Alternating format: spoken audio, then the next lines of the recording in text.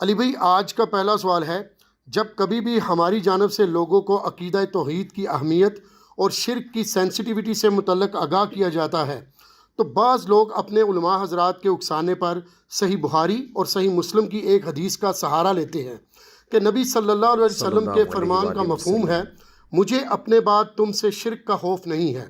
اس کے تحت ان کا موقف ہے کہ شرک کو ٹاپک بنا کر گفتگو کرنا ہی فضول کام ہے، نعوذ باللہ۔ نعوذ باللہ۔ پلیز اس حوالے سے علی بھائی کی ڈیٹیل جواب کی ضرورت ہے، جزاک اللہ خیرہ۔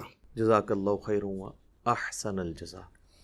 میرے بھائیو، سب سے پہلے تو میں جواباً عرض کروں گا کہ یہ امت محمدیہ صلی اللہ علیہ وآلہ وسلم کا المیہ ہے کہ یہاں پر علماء سو نے بڑی نیک نیتی کے ساتھ بظاہر اس امت کا بیڑا غرق کیا ہے، نعوذ باللہ من ذالک، اور اس میں ان کا جو اعلی کار ہے، جو انسٹرومنٹ ہے ان کا، جو وہ چیزوں کو آؤٹ آف کنٹیکسٹ کوٹ کرنا ہے اور پک اینڈ چوز کرنا ہے، اپنی مطلب کی چیز بیچ میں سے چوز کر لینا اور جو پوری ڈاکٹرن ہے اس کو سائڈ پہ رکھ دینا۔ یہ بھی ایک تلخ حقیقت ہے کہ شرک کے حوالے سے دو ایکسٹریم رویے ہمارے معاشرے کے اندر پائے جاتے ہیں۔ ایک ایکسٹریم پہ وہ لوگ ہیں جو یہ بات بالکل ماننے کے لیے تیار ہی نہیں ہے کہ امت شرک میں مبتلا ہو سکتی ہے، کوئی کلمہ گو اہل قبلہ بھی شرک کر سکتا ہے۔ اور دوسری ایکسٹریم کے اوپر وہ لوگ ہیں جو ہر بات کے اوپر شرک کا فتویٰ لگا دیتے ہیں اور وہ چیزوں کی سینسٹیوٹی نہیں دیکھتے کہ کون سی چیز شرک میں لائی کر رہی ہے اور کون سی چیز بدعقیدگی میں ہے، کون سی چیز بدعت ہے۔ جس گناہ کا جتنا ویٹیج ہے وہ اتنا ہی اس کو دینا چاہیے۔ اب مثال کے طور پہ کوئی شخص کسی مزار پہ چلا جاتا ہے تو آپ زیادہ سے زیادہ اسے یہ کہہ سکتے ہیں کہ یہ نبی علیہ السلام کی نافرمانی پر مبنی چیز ہے، کیونکہ نبی علیہ السلام نے تو مزارات کی مذمت کی ہے۔ صحیح مسلم میں حدیث ہے، نبی صلی اللہ علیہ وآلہ وسلم نے فرمایا، میں تمہیں منع کرتا ہوں قبروں کو پکا کرنے سے، ان پر عمارت بنانے سے اور ان پر بیٹھنے سے۔ ڈائریکٹ بیٹھنا بھی قبر کی توہین ہے اور مجاور بن کے بیٹھنا بھی غلط ہے۔ لیکن قبروں پہ جانے کا حکم ہے، مزارات کی مذمت ضرور آپ کر سکتے ہیں۔ وہ بھی صحیح مسلم میں حدیث ہے، نبی صلی اللہ علیہ وآلہ وسلم نے فرمایا، میں تمہیں قبروں پہ جانے سے منع کیا کرتا تھا، اب میں تمہیں حکم دیتا ہوں کہ قبروں پر جاؤ تاکہ آخرت کی یاد آئے۔ تو اس سے یہ بات پتہ چلی کہ قبر پہ جانے کا حکم ہے، مزارات کی ضرور مذمت ہے۔ لیکن اگر کوئی شخص مزار پہ چلا بھی جاتا ہے تو جب تک وہ اس صاحب قبر بزرگ کو ڈائریکٹ مدد کے لیے نہیں پکارتا، آپ شرک کا فتویٰ تو نہیں لگا سکتے۔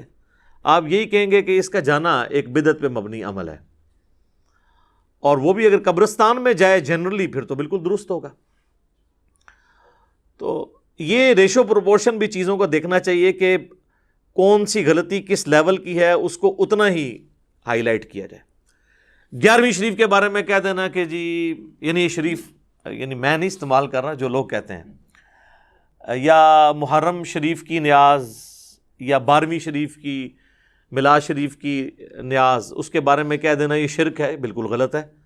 آپ زیادہ سے زیادہ ایک جو اسپیسیفک ایکٹیویٹی ہے اس کے اوپر بات کر سکتے ہیں کہ کتاب و سنت سے ثابت نہیں ہے۔ جب تک وہ کھانا اللہ کے نام کا ہے تو آپ اس کو شرک کیسے کہہ سکتے ہیں؟ تو یہ بھی ایک زیادتی ہوتی ہے، اور یہ بھی ٹاپک ایسا نہیں کہ اسے ہلکا جانے دیا جائے۔ ایک بڑی ہی الارمنگ حدیث ہے صحیح ابن حبان کے اندر، صحیح سند کے ساتھ، مسند البزار کے اندر بھی موجود ہے، مسند ابی یعلا کے اندر بھی موجود ہے، اور یہ حدیث تفسیر ابن کثیر میں سورۃ الاعراف کی آیت نمبر 175 اور 176، جو بلعم بن باعورہ کے بارے میں ہے، علماء سو کے بارے میں، جو اللہ نے کتے کی مثال بیان کی، اس کی تفسیر میں امام ابن کثیر اس حدیث کو لے کر آئیں کہ اس امت میں بھی اس طرح کے علماء سو ہوں گے، بلعم بن باعورہ، کیونکہ اللہ تعالیٰ نے اس آیت میں فرمایا نا کہ ہم نے اسے علم دیا تھا اور ہم چاہتے تو اس علم سے اس کے درجات بلند کر سکتے تھے، لیکن وہ خود ہی پستی میں گر گیا۔ اور اب اس کی مثال ایسی ہے جیسا کہ ایک کتا، اس پہ کوئی بوجھ ڈالا جائے تب بھی زبان باہر نکال کر ہانپے، اور نہ ڈالا جائے تب بھی ہانپے۔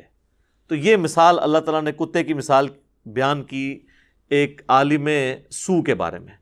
تو اسی لیے پھر امام ابن کثیر اس کانٹیکسٹ میں یہ صحیح ابن حبان کی حدیث لے کر آئے. اس حدیث کے الفاظ یہ ہیں کہ اللہ کے محبوب صلی اللہ علیہ وآلہ وسلم نے فرمایا، حذیفہ ابن یمان رازدار رسول روایت کرتے ہیں صلی اللہ علیہ وآلہ وسلم رضی اللہ تعالیٰ عنہ، کہ آپ صلی اللہ علیہ وآلہ وسلم نے فرمایا کہ مجھے سب سے زیادہ خدشہ تم میں اس شخص کے بارے میں ہے کہ جو قرآن کا علم حاصل کرے گا حتیٰ کہ اس میں مہارت حاصل کر لے گا، لیکن پھر ایسا کوئی تقدیر کا غلبہ اس کے اوپر ہوگا، یعنی وہ خود پستی میں گرے گا کہ وہ قرآن کے علم کے باوجود اپنے پڑوسی کے اوپر ایک تلوار تان دے گا اور اسے کہے گا کہ تو مشرک ہے، اس پہ شرک کا فتویٰ لگائے گا. تو صحابہ کرام علیہم رضوان نے پوچھا کہ یا رسول اللہ اس وقت شرک پہ کون ہوگا، دونوں میں سے شرک کے قریب کون ہوگا؟ تو آپ صلی اللہ علیہ وآلہ وسلم نے فرمایا جو شخص شرک کا فتویٰ لگا رہا ہوگا وہ شرک کے زیادہ قریب ہوگا بنسبت اس کے کہ جس پہ لگا رہا ہوگا.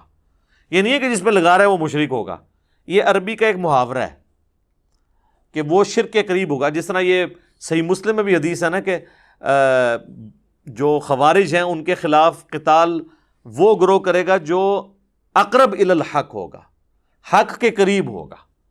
مراد یہ نہیں کہ دوسرا بھی حق پر ہوگا، کیونکہ وہ تو علیحدہ سے حدیث صحیح بخاری میں موجود ہے 2812 عمار کو ایک باغی جماعت قتل کرے گی، عمار ان کو اللہ اور جنت کی طرف بلائے گا، وہ جماعت دوزخ کی طرف بلائے گی. جو جماعت دوزخ کی طرف بلا رہی ہو وہ تھوڑی سی حق پہ بھی کیسے ہو سکتی ہے؟ تو یہ عربی کا محاورہ ہے.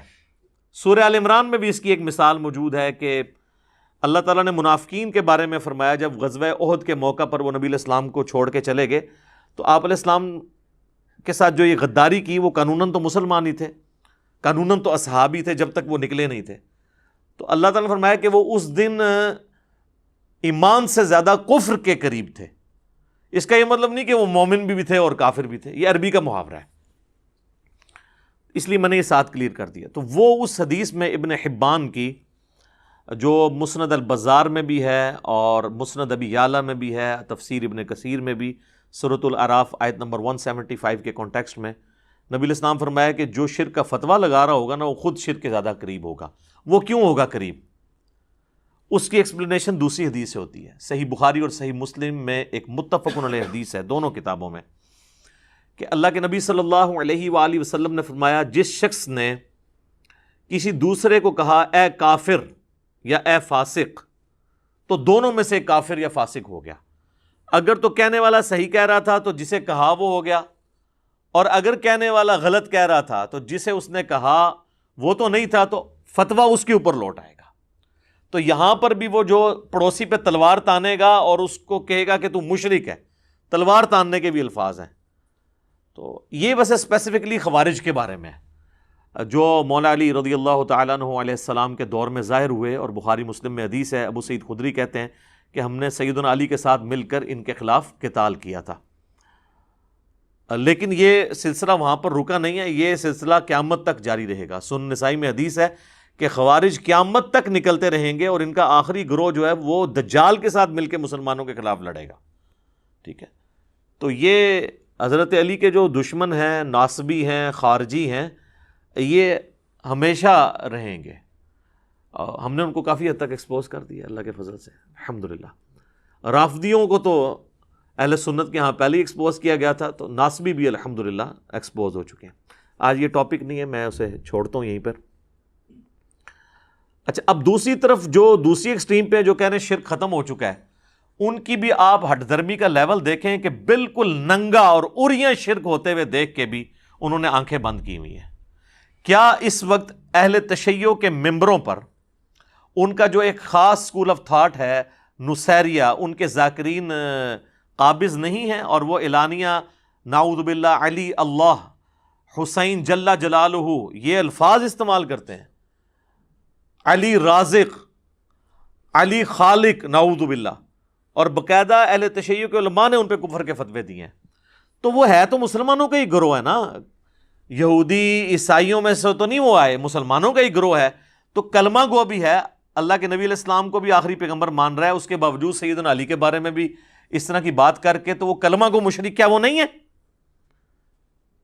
اہل تشیع خود مانتے ہیں کہ ہاں جی ہماری صفوں میں کلمہ گو مشرک موجود ہیں۔ سید جواد نقوی صاحب نے باقاعدہ کہا ہے کہ یہ اعلانیہ شرک ہے، تو وہ کلمہ گو مشرک ہے نا، ان کو آپ کافر مشرک تو نہیں کہیں گے۔ کافر مشرک تو ہوں گے یہودی، عیسائی، ہندو، بدھسٹ، یہ تو کلمہ گو مشرک ہے نا۔ اور اہل سنت کے ہاں بھی صوفیاء کے اندر پہلے تو یہ طبقہ بہت بڑے لیول پہ تھا، ابھی بھی اس کی باقیات جو ہے وہ جاہل صوفیاء کے اندر موجود ہیں، حلولیہ، جن کا یہ عقیدہ ہے کہ اللہ تعالیٰ انسان کے اندر حلول کر جاتا ہے، نعوذ باللہ من ذالک۔ اور یہ اتنا ایک مانا ہوا عقیدہ ہے صوفیاء کے ہاں کہ تصوف پہ جو پہلی باقاعدہ کتاب لکھی گئی فارسی زبان کے اندر، عربی میں تو اس سے پہلے بھی کتابیں موجود تھیں، فارسی زبان میں کشف المحجوب لکھی گئی، علی بن عثمان حجویری المتوفا 465 ہجری، انہوں نے تصوف کے 12 فرقے لکھے ہیں، اور اس میں انہوں نے لکھا کہ 10 جو ہیں یہ حق پر مبنی ہیں اپنے فروعی اختلافات کے باوجود، لیکن جو آخری 2 ہیں نا وہ گمراہی پر مبنی ہیں، اور ان میں سے انہوں نے ایک کہا حلولیہ، جن کا یہ عقیدہ ہے کہ اللہ انسان کے اندر حلول کر جاتا ہے، نعوذ باللہ، جس کی ہی آپ ایک سمجھ سکتے ہیں کہ فارم کسی حد تک یہ وحدت الوجود کا عقیدہ ہے، اگرچہ اگر اس کی تعویل ان سے پوچھی جائے تو وہ کچھ اور کرتے ہیں، اس پہ تو ہم فتویٰ نہیں لگاتے، لیکن جو عموماً وحدت الوجود کی تعبیر کی جاتی ہے وہ تو بڑی غلط ہے۔ ہماؤست پینتھیزم کا عقیدہ کہ خالق اور مخلوق میں کوئی فرق نہیں، خالق نے ہی مخلوق کا روپ نعوذ باللہ دھار لیا ہے۔ تو یہ حلولیہ کو تو خود صوفیاء اہل سنت کے گمراہ کہتے ہیں۔ تو یہ حلول کا عقیدہ کیا شرک کا عقیدہ نہیں ہے؟ حادث کو قدیم سے الگ کرنے کا نام توحید ہے۔ حادث ہم ہیں اور قدیم اللہ ہے، اور جب کوئی کہے کہ دونوں چیزیں ایک ہیں اور پھر کہ ہک ہے ہک ہے ہک ہے، جڑا ہک کی ڈھو آ کے وہ کافر و مشرک ہے، جب یہ اشعار بولے جائیں کہ ایک کو جو 2 کہہ دے وہ کافر و مشرک ہے، حالانکہ ایک کو 2 کہنا ہی توحید ہے۔ خالق کو مخلوق سے الگ کرنے کا نام، قدیم کو حادث سے الگ کرنے کا نام توحید ہے۔ تو یہ اوریاں شرک ہمیں نظر آ رہا ہے۔ ابھی تو میں ان چیزوں کی بات ہی نہیں کر رہا کہ جو فزیکلی آپ یوٹیوب پہ ویڈیوز دیکھ سکتے ہیں، لوگ قبروں کو ڈائریکٹ سجدہ کر رہے ہیں، اس میں پھر وہ اس تفریق میں پڑ جاتے ہیں، یہ سجدہ تعظیمی نہیں ہے، سجدہ عبادت نہیں ہے، سجدہ تعظیمی ہے۔ وہ ہم ان بحثوں میں نہیں پڑھتے۔ کیا مسلمان کو یہ زیب دیتا ہے کہ قبر کے آگے جا کے جھک جائے؟ پھر ہندو جب ہمارا مذاق اڑاتے ہیں کہ یار ہم تو پھر بھی کھڑے ہوئے کو پوجتے ہیں، تم تو لیٹے ہوئے کو پوجتے ہو، پھر ہمیں برا نہیں لگنا چاہیے جب ہماری حرکتیں ایسی ہیں۔ ویسے علماء تو اسے کنڈیم کرتے ہیں، لیکن ان علماء کی جرت ہے کہ ان لوگوں کو روکیں، کیونکہ مزارات کے اوپر تو انہی علماء اور انہی پیر عظام کا قبضہ ہے۔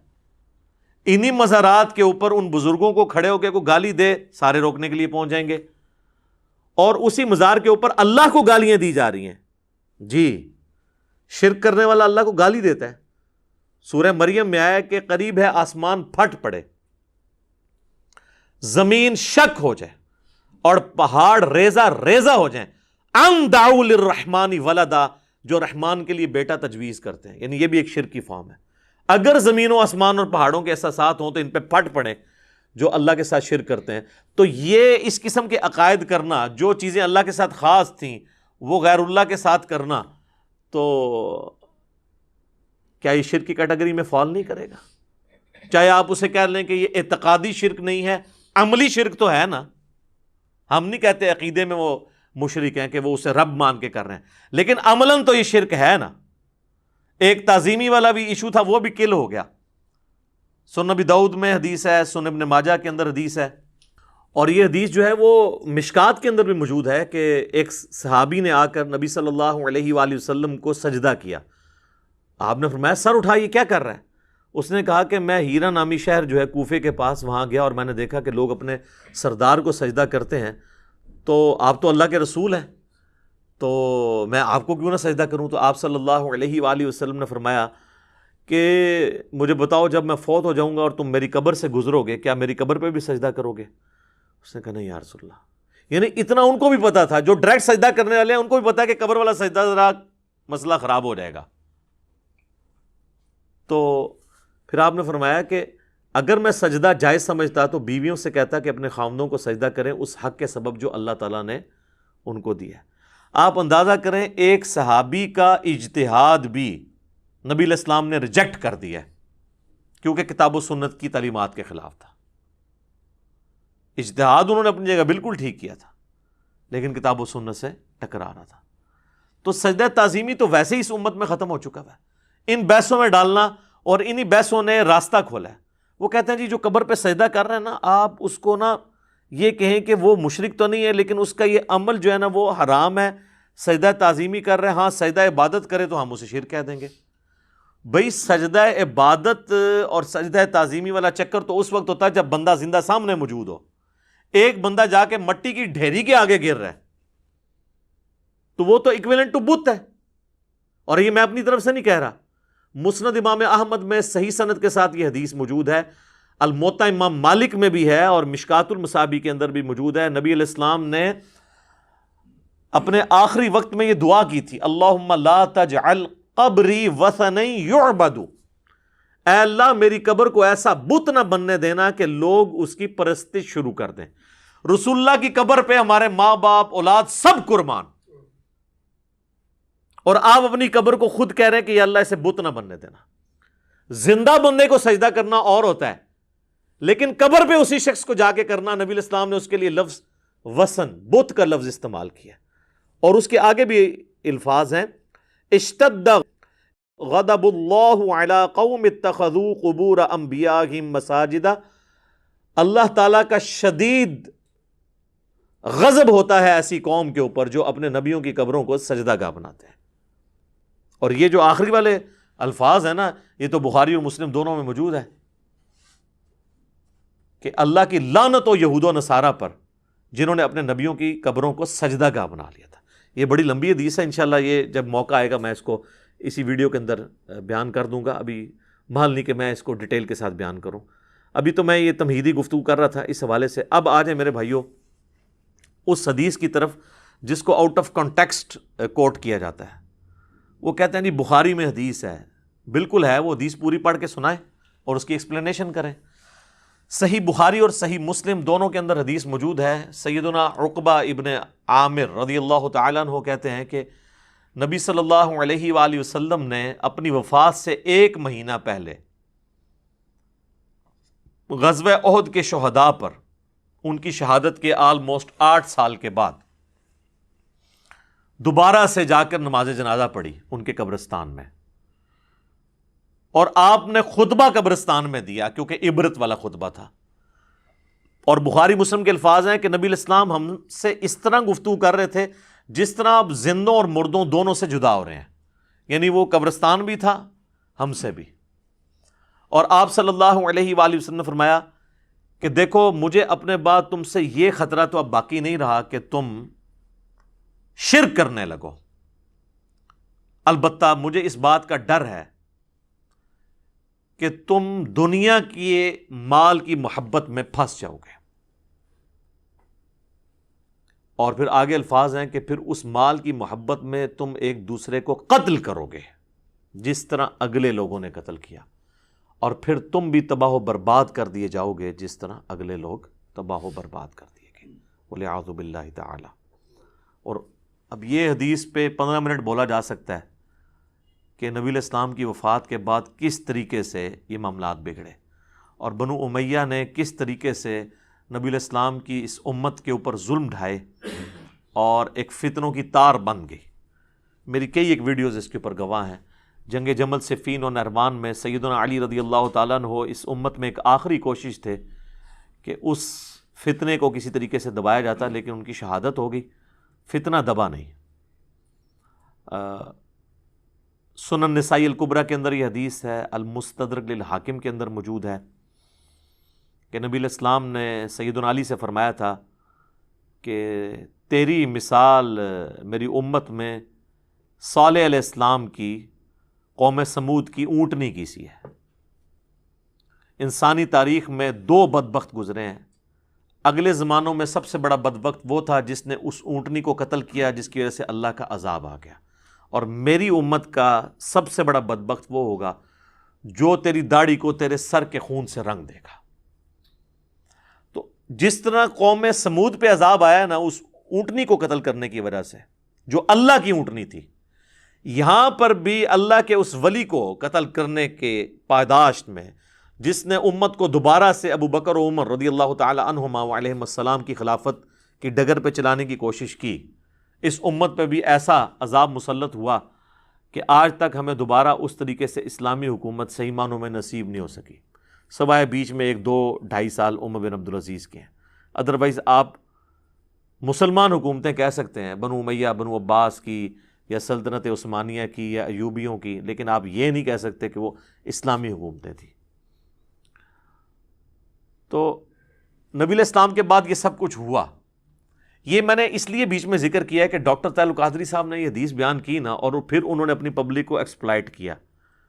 انہوں نے کہا میں آپ کو پہلے ہی بتا دیتا ہوں، جب آپ مخالفین کے سامنے یہ حدیث رکھیں گے نا تو وہ کہیں گے یہ تو صحابہ کے بارے میں ہے کہ مجھے تم سے شرک کا خوف نہیں ہے، بلکہ یہ خطرہ ہے کہ دنیا کی مال کی محبت میں پڑ جاؤ گے اور ایک دوسرے کو قتل کرو گے۔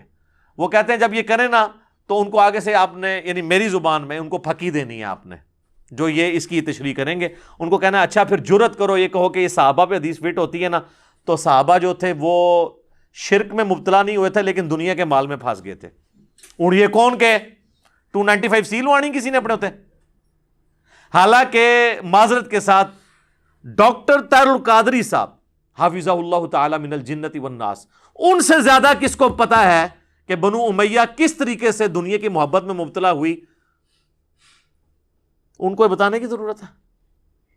لیکن ایک ٹکٹ میں 2 مزے کرتے ہیں یہ لوگ۔ ان کو نہیں پتا کیا ہوا ہے، جنگ جمل صفین نہروان کیوں ہوئی ہے، اس کے پیچھے کیا موٹیوز تھے، سب کو پتا ہے۔ آج میرا ٹاپک نہیں، آپ یوٹیوب پہ میری کئی ویڈیوز آپ دیکھ لیں، میرا کربلا والا ریسرچ پیپر پڑھ لیں، صحیح الاسناد احادیث کی روشنی میں اکثر بخاری اور مسلم سے میں نے ان ایشوز کو ریزالو کیا۔ تو وہ کہتے ہیں آپ نے ان کو یہ کہنا ہے تو وہ خود بخود بیک فوٹ پہ چلے جائیں گے۔ نہ سر، ہم نہیں جائیں گے۔ آل امیہ کے خدمت گزار تو چلے جا سکتے ہیں، ہم تو نہیں جا سکتے، ہم تو پہلے ہی جناب چلتی پھرتی 302 ہیں علمی۔ کہ میرے بھائیوں واقعی ایسا ہوا ہے۔ اچھا دوسرا، اگر آپ نے محتاط اس کی تشریح کرنی ہے تو آپ یوں کریں کہ نبی علیہ السلام کے ڈائریکٹ مخاطبین صحابہ تھے، آپ فرمایا تم سے مجھے شرک کا خدشہ نہیں مگر دنیا کے مال میں پھنس جاؤ گے، اور صحابہ کے ذریعے پوری امت کو خطاب تھا۔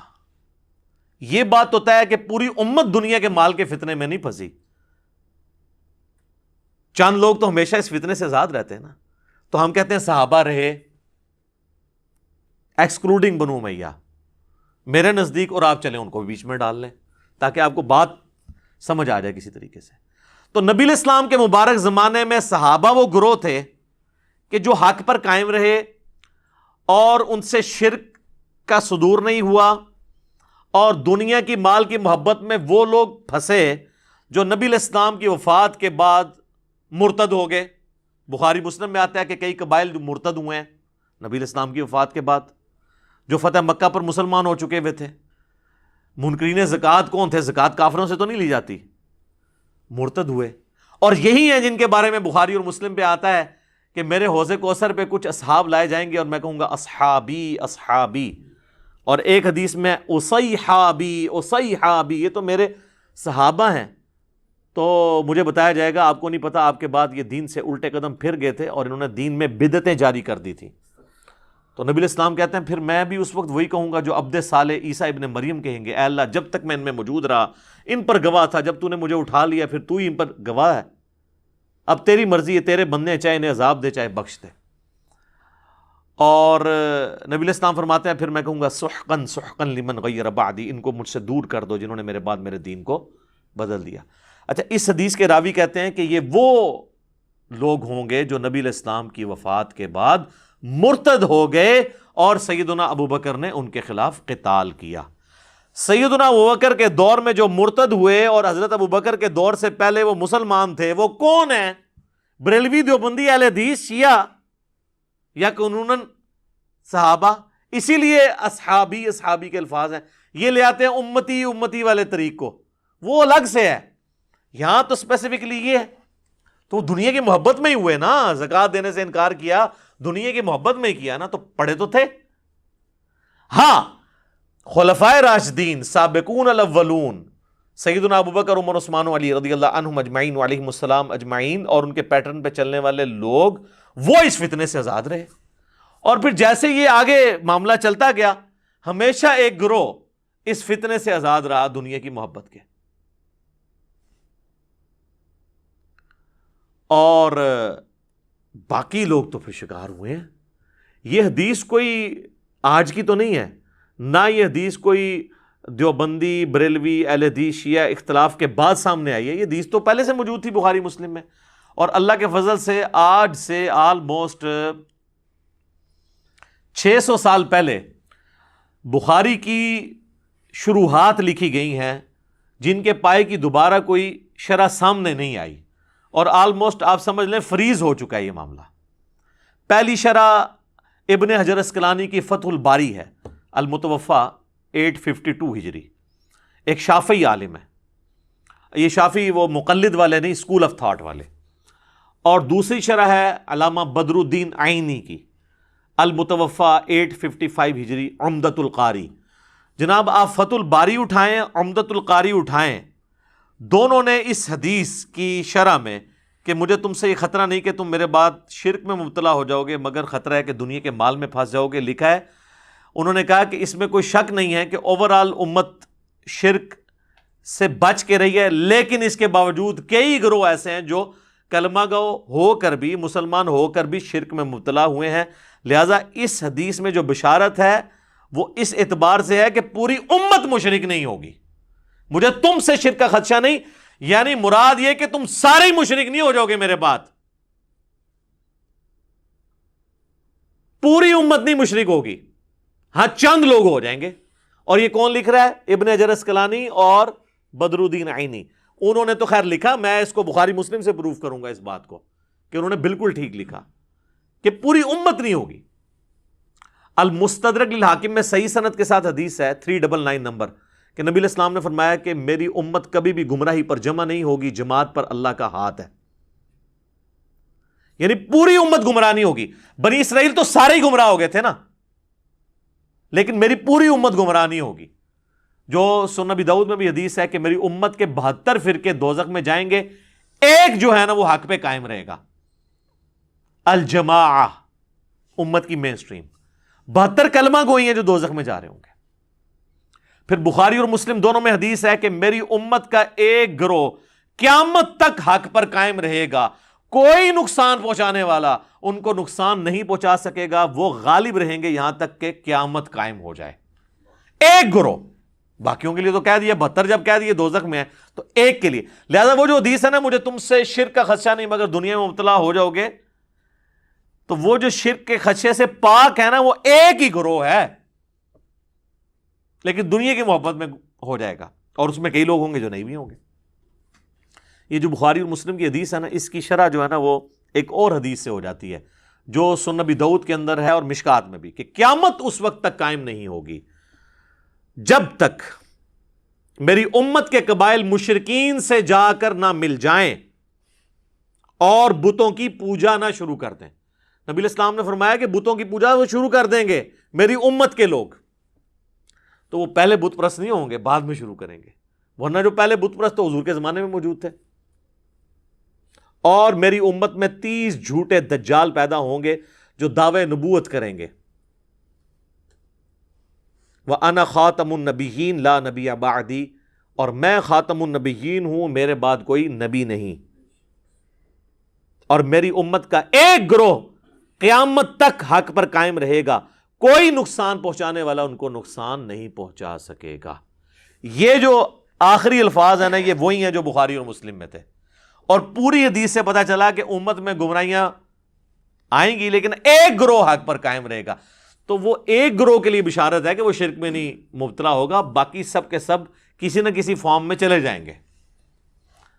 تو یہ اس حدیث کی شرح احادیث کی روشنی میں نے کی، اور بزرگوں کے اقوال تو میں نے پہلے بتا دیے ہیں فتح الباری سے اور عمدۃ القاری سے، تاکہ کسی کو وہم نہ آئے کہ یہ اپنی کوئی ذاتی تفسیر بیان کر رہا ہے۔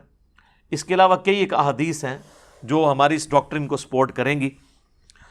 اس میں ایک ٹاپ آف دا لسٹ وہ حدیث ہے جو بخاری اور مسلم دونوں میں موجود ہے. نبی صلی اللہ علیہ وآلہ وسلم نے فرمایا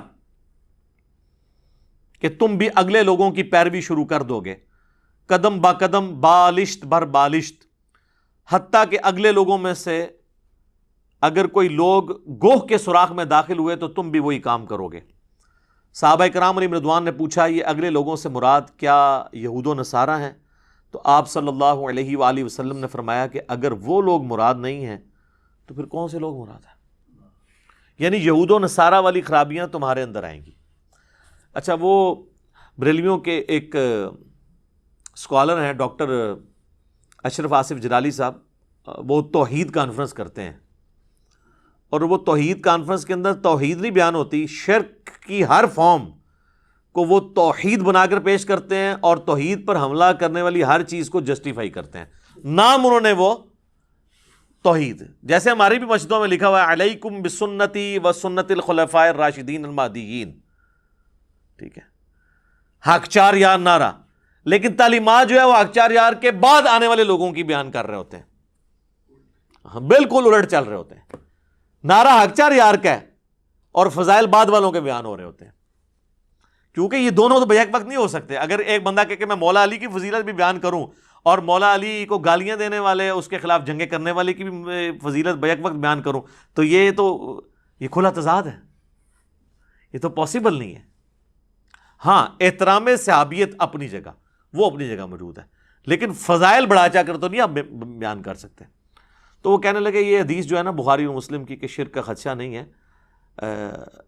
اسی کی تفسیر میں وہ توحید کانفرنس کرتے ہوئے کہتے ہیں کہ یہ جو حدیث یہ لوگ بیان کرتے ہیں نا کہ جی تم بھی اگلے لوگوں کی پیروی کرو گے، تو اس سے مراد ہے کہ اس امت میں یہود و نصارہ کے فیشن آنا شروع ہو جائیں گے. اور کہتے ہیں دیکھیں نا جی وہ یہود و نصارہ والا لباس مسلمان بھی پہن رہے ہیں، اور ان کی ساری کے سارا دین لباس میں گھسا ہوا ہے. یہود و نصارہ کی گاڑیاں جو انہوں نے استعمال کرتے ہیں، یہود و نصارہ کے فری میں گفٹ ملے ہوئے ان کو، وہ جو 76 موبائل جن کو میں کہتا ہوں یہ اسمارٹ فون، وہ اس میں ان کو کوئی یہود و نصارہ کی پیروی نظر نہیں آتی. آ کے پینٹ شرٹ اور ٹائی کے اوپر آ کے کھڑے ہو جاتے ہیں. حالانکہ یہ جو حدیث ہے سنن ابی داؤد کی، من تشبہ بقوم فہو منہ، جس نے جس قوم کی مشابہت اختیار کی وہ ان میں سے شمار کیا جائے گا. اس سے مراد مذہبی جو ہے وہ مشابہت ہے. کوئی شخص صلیب لٹکا لیتا ہے یا سکھوں والا کڑا پہن لیتا ہے یا ماتھے پہ سندور لگا لیتا ہے. باقی جو دنیاوی اعتبار سے تو تہمت جو ہے وہ ہندو بھی پہن رہے ہیں، مسلمان بھی پہن رہے ہیں، ٹائی ہندو بھی پہن رہے ہیں، سکھ بھی پہن رہے ہیں، عیسائی بھی پہن رہے ہیں. ویٹیکن سٹی کے پوپ نے تو ٹائی کو نہیں لگائی ہوئی ہے، سلیب لٹکائی ہوئی ہے. تو سلیب نشان ہے، ٹائی ایک الگ سے چیز ہے. تو ان کا سارے کا سارا دین پھر اس میں گھس جاتا ہے اور کہتے ہیں جی یہ یہود و نصارہ کے فیشن کی بات ہے کہ نبی علیہ السلام نے فرمایا کہ تم بھی وہی کام شروع کر دو گے. اس سے مراد شرکیہ چیزیں نہیں ہیں. ہم کہتے ہیں نا، آپ لوگ اکثر کہتے ہیں نا یہ شان نزول دسو جی، کہتے ہیں نا اے لبو اٹھ پھر شان نزول تو میں دسنا اے، بلکہ لبنا کیا تو میں لب لیا جائے اور پھڑو انہوں سنبھالو. اس کا شان نزول جو ہے وہ جامعہ ترمذی میں موجود ہے، شان ارشاد.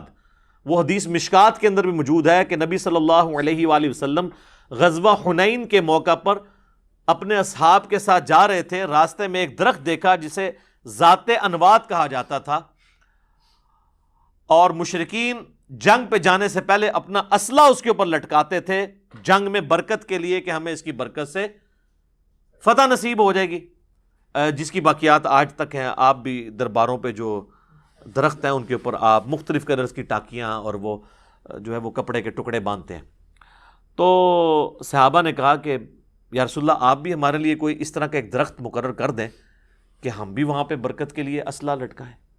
تو نبی علیہ السلام کو جلال آیا، فرمایا سبحان اللہ، اللہ پاک ہے، معذوف تھا عما یشرکون، ہر اس شرک سے جو اس کے ساتھ منسوب کیا جاتا ہے. پھر آپ نے فرمایا تو تم نے وہی بات کر دی جو موسیٰ علیہ السلام کے ماننے والوں نے کی تھی. پھر نبی علیہ السلام نے سورۃ الاعراف کی آیت نمبر 138 تلاوت کی کہ موسیٰ علیہ السلام کے اصحاب جب ان کے ساتھ ایک بت کے پاس سے گزر رہے تھے جس پہ لوگ دھیان کر کے بیٹھے تھے، انہوں نے کہا آپ بھی ہمارے لیے کوئی اللہ کا ایک بت مقرر کر دیں کہ ہم اس پہ دھیان کریں. تو نبی علیہ السلام فرمایا جو تم نے مجھ سے برکت کے لیے درخت کی ڈیمانڈ کی ہے نا، یہ جسٹ لائک اسی طریقے سے ہے جیسے موسیٰ کے اصحاب نے اللہ کا بت مانگا تھا. اب کسی نے نہیں کہا یا رسول اللہ ہم کو یہ تو نہیں کہہ رہے ہم نے درخت کے آگے جھکنا ہے، ہم نے تو برکت لینی ہے. یہ کہتا ہے جی جب تک وہ 7 اذان نہ لگ جائیں شرک نہیں ہوگا. وہ تو تواڈے نماز بھی نہیں لگتے پوری طریقے نال, تو تواڈی تو نماز بھی نہیں ہوتی. کہانیاں بنائی ہوئی ہیں, صحابہ کو نہیں پتا تھا کہ یا رسول اللہ ہم تو برکت کے لیے کہہ رہے ہیں, صرف اسلحہ ٹچ کرنا ہے, آپ ہمیں پکڑ کے بتوں کے اوپر ڈال رہے ہیں کہ یہ بت کھڑا کر رہے ہیں, ہم آپ کے تربیت یافتہ ہیں, ہم نے کہاں سے. پھر آپ نے وہاں پہ فرمایا کہ تم بھی اگلے لوگوں کے پیچھے چل پڑو گے. یہ وہی حدیث بخاری اور مسلم کی, اس کی شرح, شان نزول, شان ارشاد یہ ہے. یہ فیشن کے بارے میں نہیں, شرکی ایکٹیویٹیز کے بارے میں. اور واللہ وہ شرکی ایکٹیویٹیز جن کو آپ ماننے کے لیے تیار نہیں ہوں گے کہ شرکی ہیں. آپ کو یہ کہا جانا ہے کوئی درخت ہے اس کے ساتھ لوگ برکت کے لیے کوئی چیز ٹچ کرتے ہیں, آپ کہیں گے جی بدعت کہنا, جی اس کو شرک تو نہ کہیں. نبی علیہ السلام تو کہہ رہے ہیں یہ تو بت کے مترادف ہے. یہ آپ نے فرق دیکھا ہے. امام الموحدین صلی اللہ علیہ وآلہ وسلم کی تربیت آپ کوئی موقع نہیں جاننے دیتے تھے. کتاب الجمعہ چیپٹر میں حدیث ہے صحیح مسلم کے اندر, ایک صحابی خطبہ دے رہے تھے, انہوں نے کہا من یطع اللہ ورسولہ فقد رشدا, جو کوئی اللہ اور اس کے رسول کی اطاعت کرے وہ کامیاب ہو گیا. ومن یعصہما فقد غوا, اور جو ان دونوں کی نافرمانی کرے وہ گمراہ ہو گیا. فرمایا بئس الخطیب انت, کتنا برا خطیب ہے تو. یہ کسی عربی سے ذرا پوچھیے گا جب کسی کو کہا جائے بئس الخطیب انت, وہ اسی طرح ہی بولا جاتا ہے. عربیوں کو آپ کبھی دیکھیں نا, جس طرح ہمارے پٹھان بھائی آپس میں عام گفتگو میں لگتا ہے لڑ رہے ہیں, عربی بھی بالکل ایسے ہی لگتا ہے. ان کا ایک اپنا سٹائل ہے. تو نبی صلی اللہ علیہ وآلہ وسلم نے فرمایا کہ بڑا برا خطیب ہے تو, تجھے چاہیے تھا تو کہتا وَمَن يَعْصِ اللَّهَ وَرَسُولَهُ فَقَدْ غَوَا, جو اللہ اور اس کے رسول کی نافرمانی کرے وہ گمراہ ہو گیا. واللہ لٹریچر میں, ڈکشنری میں دیکھا جائے تو اس صحابی کے جملے میں کوئی خرابی نہیں تھی, آؤٹ آف کانٹیکسٹ بھی نہیں تھا. جب اس نے کلیئر کر دیا جو اللہ اور اس کے رسول کی اطاعت کرے وہ کامیاب ہوا, جو ان دونوں کی نافرمانی کرے وہ ناکام ہو گیا. اس نے پہلے ہی اللہ رسول کو الگ کر دیا ہے, لیکن نبی علیہ السلام فرمایا کہ اس جملے کا جو دوسرا حصہ ہے اس میں بھی الگ کرو. لیکن یہ کیا کہتے ہیں, ہک ہے, ہک ہے, ہک ہے, جڑا ہک کی ڈو آکھے وہ کافر و مشرک ہے. ہم کہتے ہیں جو ڈو کی ہک آکھے وہ کافر و مشرک ہے. اور نبی علیہ السلام نے فرمایا کہ تو کتنا برا خطیب ہے. اور یہی حدیث سنن نبی داؤد میں اس کے آگے الفاظ آپ فرمایا قم اذهب, اٹھ اور ادھر سے نکل جا, ابھی تو اپنی شکل دور کر ادھر سے. یہ بڑے سخت الفاظ ہیں اس شخص کی طرف سے کہ وَإِنَّكَ لَعَلَىٰ خُلُقٍ عَظِيمٍ, سورۃ القلم میں جسے کہا گیا, جن کا اخلاق بڑے اعلیٰ درجے کا تھا. لیکن توحید کے معاملے میں نبی علیہ السلام بہت سینسٹیو تھے. اور اسی سینسٹیوٹی کا پھل پھر آپ دیکھتے ہیں کہ صحابہ کرام علیہم رضوان توحید کے معاملے میں اس قدر سخت تھے کہ وہ کسی کا لحاظ نہیں کیا کرتے تھے. جس کا سب سے بڑا ثبوت جو ہے وہ سیدنا ابوبکر کا خطبہ ہے نبی علیہ السلام کی وفات کے اوپر. کم از کم بخاری میں 4 جگہ وہ خطبہ آیا ہے. سیدنا ابوبکر نبی علیہ السلام کی وفات کے بعد, بخاری کے الفاظ ہیں, انٹر ہوتے ہیں حجرہ عائشہ میں, نبی علیہ السلام کا کفن مبارک ہٹا کر بوسہ دیتے ہیں ماتھے پہ, اور کہتے ہیں اللہ کے رسول اللہ آپ پہ 2 موتیں جمع نہیں کرے گا.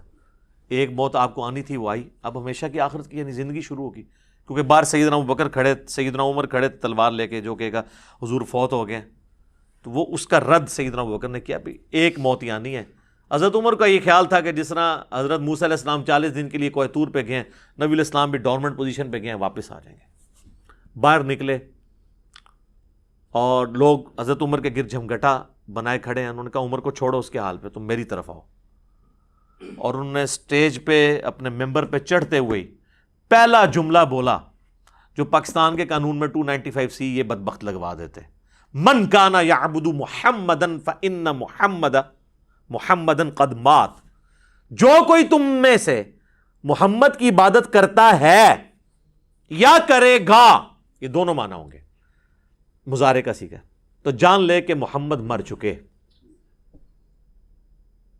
وَمَن يَعْبُدُ اللَّهَ, اور جو کہ اللہ کی عبادت کرتا ہے اور کرے گا, فَإِنَّ اللَّهَ حَيٌّ لَا يَمُوتُ, تو جان لو کہ اللہ کو کبھی موت نہیں آئے گی. وہ ہمیشہ کے لیے زندہ ہے. کسی صحابی نے اٹھ کے نہیں کہا کہ ابو بکر یہ فرضی جملوں سے آپ کیوں سہارا لے رہے ہیں, یا آج کی وہ زبان میں تنو اور کوئی آیت نہیں لبھی, تنو اور کوئی حدیث نہیں لبھی, تو کولو جملے پڑھنا ہے, تو پڑھ وما ارسلناک الا رحمۃ للعالمین, یہی کہتے ہیں نا, یہ مشورہ دیتے. تو پڑھ قل ان کنتم تحبون اللہ فاتبعونی, تو پڑھ ان اللہ وملائکتہ یصلون علی النبی اللہم صلی علی محمد وعلی آل محمد, تو پڑھ من یطع الرسول فقد اطاع اللہ, تو پڑھ انا ارسلناک شاہدا ومبشرا ونذیرا وداعیا الی اللہ باذنہ وسراجا منیرا. تنو اور کوئی شے نہیں لبھی, تو کونوں جملے بنا رہے ہیں. پھر سیدنا ابوبکر نے اپنے اس جملے کی دلیل میں قرآن سے 2 آیات پڑھی. سورہ آل عمران کی آیت نمبر 144, وما محمد الا رسول قد خلت من قبلہ الرسل افإن مات او قتل. محمد تو نہیں تھے مگر ایک رسول, اگر یہ مر جائیں یا قتل کر دیے جائیں تو کیا تم دین سے الٹے قدم پھر جاؤ گے؟ اور جو کوئی دین سے الٹے قدم پھرے گا اللہ کا کوئی نقصان نہیں کرے گا, اور ثابت قدم رہنے والوں کو اللہ جزا دے گا. اور پھر آپ نے سورہ الزمر کی آیت نمبر 30 پڑھی, انک میت وانہم میتون, اے نبی تمہیں بھی موت آنی ہے اور ان کو بھی مرنا ہے. یہ 2 آیات حضرت ابوبکر نے یہ 2 آیات پڑھی ہیں حضور کی میت کے اوپر. اور میں کہتا ہوں یہ نبی الاسلام کی کامیابی ہے کہ آپ نے ایسی ٹیم پروڈیوس کی ہے جو ان کی وفات پر توحید کو آشکار کرنے والی آیات پڑھ رہی ہے, ان کی شان میں نہیں پڑھ رہی. یہ نبی الاسلام کی کامیابی ہے, ورنہ نبی الاسلام نے ایک اور عیسیٰ ابن مریم بن جانا تھا. اور یہ آپ کی تعلیمات کی برکت ہے. صحیح بخاری میں حدیث ہے, دیکھنا میری شان کو اس طرح بلند نہ کرنا جس طرح نصارہ نے کر دیا عیسیٰ ابن مریم کو, اور ڈیوینٹی میں کلیم کر دیا میں اللہ کا بندہ اور اس کا رسول ہوں, مجھے اللہ کا بندہ اور اس کا رسول ہی کہنا. تو سر پھر صحابہ نے دیکھے نا کیسی نصیحت پلے باندھی ہے کہ حضور کی میت کے اوپر گفتگو کیا ہو رہی ہے. یہ نبی الاسلام کی کامیابی ہے, یہ آپ کی تربیت کا اثر ہے. اچھا, اور اگر ناسخ و منسوخ کو بھی دیکھا جائے, یہ تو حدیث جو ہے نا وہ تو حضور کی وفات سے 1 مہینہ پہلے کی ہے کہ مجھے تم سے شرک کا خدشہ نہیں, اور وہ میں نے بتایا آؤٹ آف کانٹیکسٹ یہ کوٹ کرتے ہیں. ہم آپ کو نبی الاسلام کی بیماری کے دنوں کی پھر حدیث بتا دیتے ہیں, 5 دن پہلے کی, 2 دن پہلے کی, 1 دن پہلے کی. وہ بخاری اور مسلم دونوں میں حدیث ہے. اما عائشہ کہتی ہیں کہ نبی صلی اللہ علیہ وآلہ وسلم کے وفات کے دن قریب تھے, اور آپ پر مرض کی جب شدت ہوتی تھی تو آپ اس تکلیف کی وجہ سے اپنے چہرہ مبارک سے چادر کو بار بار ہٹاتے تھے, اور پانی کا ایک برتن تھا اس سے ہاتھ گیلا کر کے تو وہ بخار کی گرمی کو ٹھنڈا کرتے تھے, اور ساتھ ساتھ کہتے جاتے تھے لعن اللہ الیہود والنصارى اتخذوا قبور انبیائہم مساجدا. اللہ کی لعنت ہو یہود و نصارہ پر, انہوں نے اپنے نبیوں کی قبروں کو سجدہ گاہ بنا لیا تھا. اور اما عائشہ کہتی ہیں اگر ہمیں یہ خطرہ نہ ہوتا کہ لوگ رسول اللہ کی قبر پہ سجدے شروع کر دیں گے تو میں اپنے حجرے کو عام زیارت کے لیے کھول دیتی, یعنی حجرے کی دیوار گرا دیتی, ورنہ تو اجازت لے کے جانا پڑتا تھا کیونکہ اما عائشہ کی وہاں پہ رہائش تھی, تو ان کا میں اوپن کھول دیتی. لیکن ہمیں خطرہ تھا کہ حضور اپنی وفات کے وقت ہمیں ڈرا رہے تھے اس بات سے کہ کہیں حضور کی قبر پہ سجدے نہ ہو. تو اس وقت اما عائشہ نے کیوں نہیں کہا یا رسول اللہ آپ تو مہینہ پہلے ابھی خطبہ دیا آپ نے کہ مجھے شرک کا کوئی خوف نہیں ہے, تو اب یہ آخری وقت آپ کو دوبارہ خوف کس چیز کا لاحق ہے, کس چیز کا خدشہ ہے آپ کو؟ اتنا آسان کام نہیں ہے. ان کو پتا تھا کہ اس کا کیا مطلب ہے اور اس کا کیا مطلب ہے. اور صحیح مسلم میں تو الفاظ ہیں کہ نبی الاسلام نے اپنی وفات سے 5 دن پہلے, 5 کے الفاظ ہیں, خطبہ دیا اور فرمایا آگاہ ہو جاؤ, اگلے لوگوں میں سے جب کوئی نبی فوت ہو جاتا تھا یا کوئی نیک بندہ, لوگ اس کی قبر پہ سجدے شروع کر دیتے تھے, اور میں تمہیں منع کرتا ہوں کہ میرے ساتھ یہ کام نہ کرنا. کسی نے نہیں کہا یا رسول اللہ آپ کو کیا ٹینشن ہے, آپ کو اللہ نے گارنٹی دے دی ہے کہ آپ کی امت شرک نہیں کرے گی. اور پھر وفات کے دنوں میں مسند امام احمد میں اور الموطا امام مالک میں, مشکات میں بھی حدیث موجود ہے, نبی الاسلام دعا کیا کرتے تھے اللہم لا تجعل قبری وثنا یعبد, اے اللہ میری قبر کو ایسا بت نہ بننے دینا کہ لوگ اس کی عبادت کریں. نبی الاسلام نے اپنی مبارک قبر کو, جس پہ ہمارا تن من دھن ماں باپ اولاد سب قربان, اس قبر کو بھی بت سے تشبیہ دے دی کہ اگر اس کی بھی عبادت کی جائے گی. اور پھر آگے الفاظ ہیں اشتد غضب اللہ علی قوم اتخذوا قبور انبیائہم مساجدا, اللہ تعالیٰ کا شدید غضب نازل ہو ہوتا ہے یا ہو ایسی قوم پر جو اپنے نبیوں کی قبروں کو سجدہ گاہ بناتی ہے۔ ایک اور بڑی رکت انگیز حدیث ہے، اما عائشہ ہی روایت کرتی ہیں، بخاری اور مسلم کے الفاظ ہیں کہ حضور کی بیماری کے دن تھے، مسلم میں الفاظ ہیں کہ آپ کے آخری دن چل رہے تھے، اور حضور کی 3 بیویاں ایک جگہ جمع ہیں، اما عائشہ، ام سلمہ، ام حبیبہ۔ تو ام سلمہ اور ام حبیبہ آپس میں گفتگو کر رہی ہیں کہ جب ہم حبشہ گئے تھے تو ہم نے وہاں ایک ماریا نام کا گرجا دیکھا تھا جہاں پہ کچھ تصویریں لٹکی ہوئی تھی۔ ہائے ہائے ہائے، حضور بیماری کے عالم میں آپ نے جب یہ گفتگو سنی ہے تو آپ فوراً متوجہ ہوئے، آپ فرمایا ان کی یہی تو خرابی تھی، جب ان کا کوئی نیک بندہ یا نبی فوت ہو جاتا تھا وہ اس کی قبر کے اوپر تصویریں لٹکا دیتے تھے اور پھر وہاں پہ سجدے شروع کر دیتے تھے۔ وہ لوگ قیامت والے دن بدترین مخلوق بنا کے اٹھائے جائیں گے جو اپنی نبیوں کی قبروں پر سجدے کرتے تھے اور وہاں پہ ان کی تصویریں لٹکاتے تھے۔ سر اس امت کو تو چھوڑ دیں، انہوں نے نبیوں کی تصویریں کیا لٹکانی ہیں، انہوں نے تو آپ جائیں مارکیٹ میں جا کے بزرگوں کی تصویریں خرید لیں اور باقاعدہ نام لکھیں یہ فلانا بزرگ ہے فلانا بزرگ ہے، چلو اس میں کچھ زندہ بھی ہیں، ان کو تو ہم کہہ سکتے ہیں یہ وہی ہیں۔ 800 سال پرانے بزرگوں کی تصویریں، وہ کہتے ہیں جی وہ خواب میں زیارت ہوئی ہے، تو اس سے انہوں نے پھر نہ وہ نقشہ اس کا بنوا لیا۔ تو یار کتنے تابعین، تبع تابعین اور بعد کے لوگ ہیں جن کو رسول اللہ کی خواب میں زیارت ہوئی ہے، انہوں نے تو کوئی اپنی یادداشت سے حضور کی تصویر نہیں بنوائی۔ یہ آپ کس طرف امت کو لے کے جا رہے ہیں؟ وَلِعَاذُ بِاللَّهِ تعالی۔ تو نبی صلی اللہ علیہ وآلہ وسلم نے اپنی امت کو اتنی واضح تعلیمات دیں کہ جس میں کوئی خدشہ نہیں ہے کہ کوئی شخص اس چکر میں پڑ جائے کہ وہ ان چیزوں کو ہلکا جانے، اور یقین جانے جو لوگ ہلکا جانتے ہیں پھر وہ اس کے اندر مبتلا بھی ہو جاتے ہیں، اور جو لوگ اس کے سینسٹیوٹی کو سمجھتے ہیں وہ پھر اس فتنے سے بچ بھی جاتے ہیں۔ میں اپنی گفتگو کو کنکلوڈ کرتا ہوں اسی کانٹیکسٹ میں سورۃ الانعام کی آیت نمبر 82 اور اس کے کانٹیکسٹ میں بخاری و مسلم کی ایک حدیث ہے۔ سورۃ الانعام کی آیت نمبر 82 ہے، الذین آمنوا ولم یلبسوا ایمانہم بظلم اولئک لہم الامن وہم مہتدون۔ جو لوگ ایمان لے کر آئے اور ایمان لانے کے بعد اپنے ایمان میں شرک کی آمیزش نہیں ہونے دی، ایمان لانے کے بعد ایمان میں شرک نہیں آنے دیا، مرتد کے الفاظ نہیں ہیں، یعنی ایمان کے ساتھ شرک نہیں ہونے دیا، یعنی کلمہ گو مشرک نہیں بنے، وہ امن میں ہوں گے اور وہی لوگ ہدایت یافتہ ہیں۔ بخاری مسلم کے الفاظ ہیں اس حدیث کے کانٹیکسٹ میں، عبداللہ ابن مسعود کہتے ہیں جب یہ آیت نازل ہوئی ہم تو سب پریشان ہو گئے، کیونکہ ہم تو ظلم کا معنی لیتے ہیں گناہ، تو کون سا ایسا شخص ہے جو یہ دعویٰ کرے کہ مجھ سے کوئی بھی گناہ نہیں ہوتا، اور اللہ تو فرما رہا ہے کہ جو ایمان لانے کے بعد گناہ نہیں کرے گا وہی امن میں ہوگا، تو یا رسول اللہ ہمارا کیا بنے گا؟ آپ فرمایا اس سے مراد وہ گناہ نہیں ہے۔ آپ نے سورہ لقمان کی آیت نمبر 13 تلاوت کی، ان الشرک لظلم عظیم، بے شک شرک سب سے بڑا ظلم ہے۔ اب کسی صحابی نے کہا یا رسول اللہ وہ شرک تو ختم ہو چکا ہے، یہاں آپ شرک کیوں مراد لے رہے ہیں؟ کبھی ایسے ہو سکتا ہے کہ ہم ایمان لانے کے بعد بھی شرک کریں؟ کلمہ کو مشرک تو کوئی ٹرم ہی نہیں ہے، بس ایمان لے آئے تو آپ مسلمان ہو گئے، جو مرضی کرتے رہیے۔ اور حضور فرما رہے ہیں کہ شرک اس سے مراد ہے کہ ایمان کے اندر شرک نہ ملاوٹ کرے۔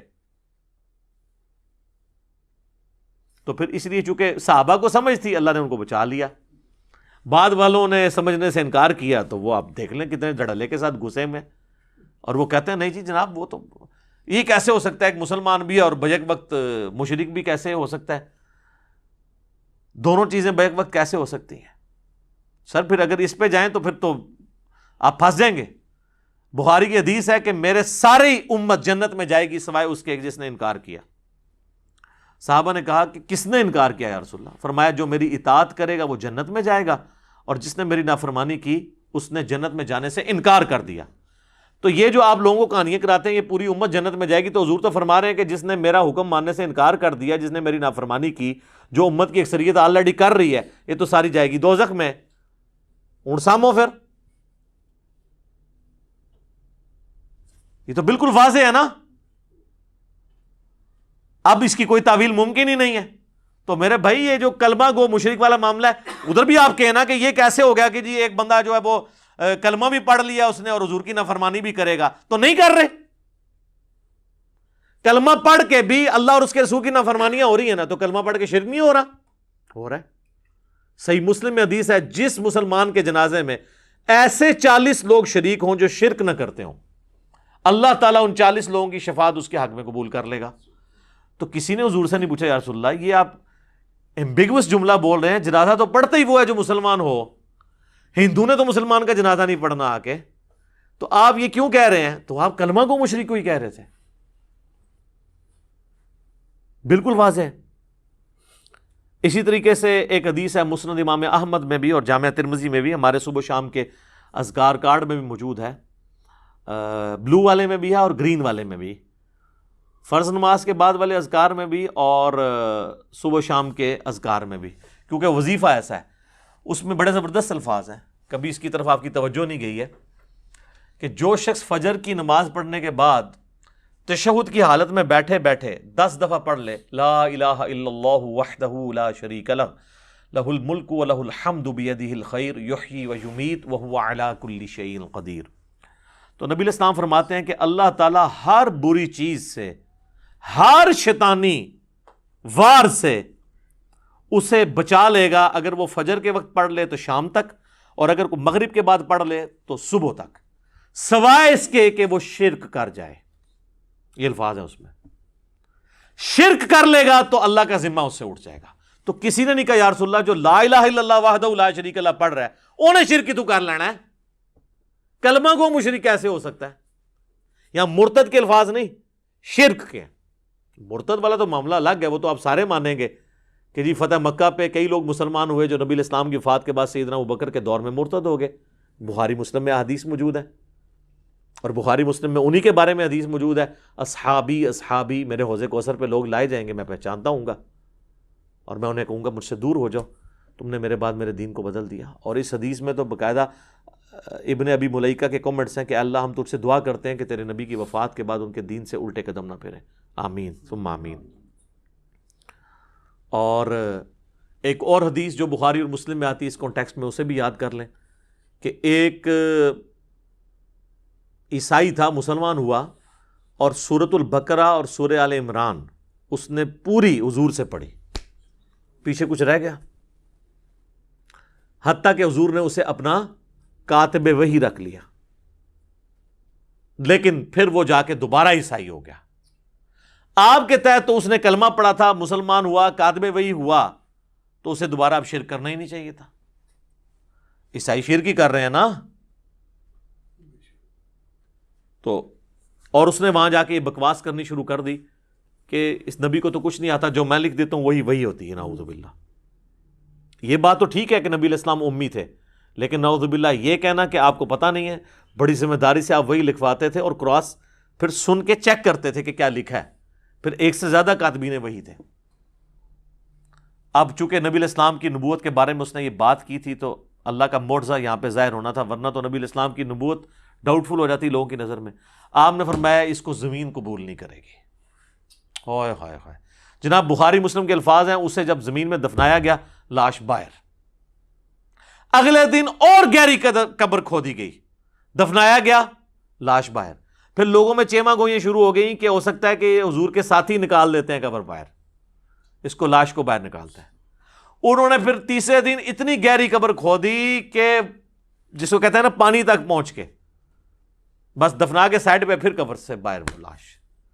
چونکہ حضور نے فرما دیا تھا, یہ اللہ نے وحی کے ذریعے بتا دیا تھا کہ یہ آپ کے ساتھ جس نے غداری کی ہے نا, اسے دنیا میں عبرت کا نشان. اب وہ اس کی لاش پھر باہر رہی ہے, دفنا اسے قبر نہیں نصیب ہوئی پھر. تو وہ تو سورۃ البقرہ سورہ آل عمران اس نے پڑھی ہوئی تھی. آپ کا فارمولہ لگایا جاتا تو وہ تو اس کو کلمہ پڑھنے کے بعد اس کو مشرک نہیں ہونا چاہیے تھا. یہاں تو پھر بھی کو کہیں گے جی مرتد ہو گیا, تو میں نے جو بیچ میں کتنے دلائل دیے ہیں کہ کلمہ گو بھی یہ کام کر سکتا ہے. لہٰذا اس مسئلے کو سینسٹیو سمجھیں اور ایاک نعبد و ایاک نستعین کو فالو کریں. اس کانٹیکسٹ میں مجھے کئی اور باتیں کرنی ہیں, لیکن پھر اس ٹاپک کی لینتھ زیادہ ہو جائے گی. یوٹیوب پہ میری ایک ویڈیو ہے مسئلہ نمبر 3, دعا صرف اللہ ہی سے, وہ دیکھیں, جس میں میں نے اپنا ایک ریسرچ پیپر ہے دعا صرف اللہ ہی سے وہ پڑھایا ہے, شرک کے حوالے سے جتنے دھوکے دیے جاتے ہیں. اور ایک اور ویڈیو کچھ عرصہ پہلے ریکارڈ ہوئی ہے, وسیلے کے نام پر دھوکہ. ہم جب کبھی بات کرتے ہیں آپ غیر اللہ کو مدد کے لیے پکارتے ہیں, کہتے ہیں نہیں ہم توسل اختیار کرتے ہیں. تو میں نے اس میں بتایا کہ توسل الگ چیز ہے اور ڈائریکٹ پکارنا مدد کے لیے الگ چیز ہے. اور اس میں جتنے یہ وسوسے دیتے ہیں وہ میں نے سب کے سب ایڈریس کیے ہیں۔ بہرحال یہ اس دور کا ایک بڑے فتنوں میں سے ایک فتنہ تھا جو بخاری و مسلم کی حدیث کو لوگ مس یوز کرتے تھے اور مس کوٹ کرتے تھے، اپنے مطلب سے اس میں چیزیں اپنا لقمہ اس کے منہ میں ڈالنے کی کوشش کرتے تھے۔ میں نے کوشش کی ہے کہ اس حوالے سے سارے معاملات کو کلیئر کر دیا جائے۔ میرے بھائیوں، اپنی گفتگو کو کنکلوڈ کرتے ہوئے میں وہ آیت ضرور کوٹ کروں گا جس میں اللہ تعالیٰ نے کیٹاگوریکل ایک ورڈکٹ دی ہے انسانیت کے حوالے سے۔ وہ ہے میرے بھائیوں سورہ یوسف کی آیت نمبر 106، وَمَا يُؤْمِنُ أَكْثَرُهُمْ بِاللَّهِ إِلَّا وَهُمْ مُشْرِكُونَ، اور لوگوں کی اکثریت اس حال میں اللہ پر ایمان لاتی ہے کہ وہ ساتھ شرک بھی کر رہے ہوتے ہیں۔ اب اس میں اللہ تعالیٰ نے یہ نہیں فرمایا کہ کافروں کا ذکر ہے، بلکہ وہ ایمان تو اللہ پر لا رہے ہیں، اللہ کو مان رہے ہیں، لیکن اللہ کی نہیں مان رہے جیسا کہ ماننے کا حق ہے۔ تو یہ آیت بھی اس چیز کا ثبوت ہے کہ ایمان کے باوجود بھی انسان اس گمراہی میں پڑ سکتا ہے کہ وہ پیرلل میں شرک بھی کرتا رہے۔ اللہ تعالیٰ ہمیں اس عظیم فتنے سے محفوظ فرمائے اور ہمیں اپنے محبوب صلی اللہ علیہ وآلہ وسلم کی تعلیمات پر عمل کرنے کی توفیق عطا فرمائے۔ آخر میں بڑی عاجزی کے ساتھ آپ سب سے ریکویسٹ کروں گا کیا کہ مرنے سے پہلے اے مسلمان کر لے اس پہ غور، کتابوں کا خدا اور ہے، بابوں کا خدا اور۔ کہنے کو تو دین سب کا اسلام ہے، لیکن صوفی بھی کہہ رہے ہیں ہم مسلمان ہیں، سلفی بھی کہہ رہے ہیں، دیوبندی بریلوی اہل حدیث شیعہ سب کہہ رہے ہیں کہنے کو تو دین سب کا اسلام ہے، لیکن کتابوں کا جہاں اور ہے، بابوں کا جہاں اور انشاءاللہ جب آپ یہ دو سٹیجز طے کر لیں گے نا، یہ کہتے ہیں نا جی وہ فنا فی شیخ، فنا فی رسول، پھر فنا فی اللہ، تسی بھی اے جدوں پہلے شعر فنا ہو گے، پھر دوسرے پھر تسی آخری منزل تک پہنچو گے، کیا کہ نہ میں وہابی نہ میں بابی، میں ہوں مسلم علمی کتابی، نہ میں سو کالڈ وہابی ہوں اور نہ میں سو کالڈ بابوں کا دفاع کرنے والا بابی ہوں، بلکہ میں علمی کتابی مسلم ہوں۔ اللہ تعالیٰ ہمیں شرک کے فتنے سے محفوظ فرمائے، اور جو شرک کو جسٹیفائی کرنے کے لیے زور کے ساتھ اور کمر توڑ کوششیں کر رہے ہیں، اللہ تعالیٰ ان کو بھی ہدایت نصیب فرمائے، اور اپنے محبوب صلی اللہ علیہ وآلہ وسلم کی تعلیمات پر چلنے کی توفیق عطا فرمائے۔ سبحانک اللہم و بحمدک، اشہد ان لا الہ الا انت، استغفرک و اتوب الیک، وما علینا الا البلاغ المبین۔ جزاکم اللہ خیرا۔